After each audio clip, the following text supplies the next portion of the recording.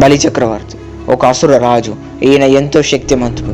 ఈయనకున్న శక్తితో భూలోకం స్వర్గలోకాలని ఆక్రమిస్తాడు.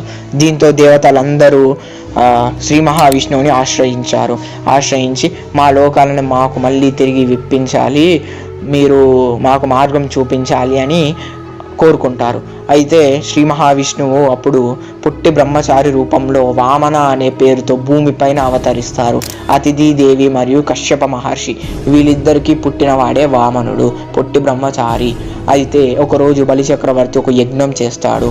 ఆ యజ్ఞం దేని గురించి అంటే, ఎవ్వరు ఏది ఎంత అడిగినా దానం చేస్తాను అని మాట ఇచ్చారు ఆ యజ్ఞంలో. అయితే అదే సమయంలో వామనుడు అక్కడికి ప్రవేశిస్తాడు. అప్పుడు బలిచక్రవర్తి నీకు ఏం దానం కావాలో కోరుకో అంటాడు. అప్పుడు వామనుడు నాకు 3 అడుగుల నేల కావాలి అంటాడు. ఓ ఇంతేనా అని చెప్పి తీసుకో అని అప్పుడు బలిచక్రవర్తి చెప్తాడు. దాంతో చాలా పెద్దగా మారిపోతాడు వామనుడు. అప్పుడు ఒక పాదంతో భూలోకాన్ని ఆక్రమిస్తాడు, 2వ పాదంతో స్వర్గలోకాన్ని ఆక్రమించాడు, మరి ఇంకో అడుగుకి స్థానం లేదు. అప్పుడు బలి నేను 2 పాదములతో లోకాలని తీసుకున్నా, మరి నువ్వు ఇచ్చిన 3వ పాదం ఎక్కడ వెయ్యాలి అని అడుగుతాడు.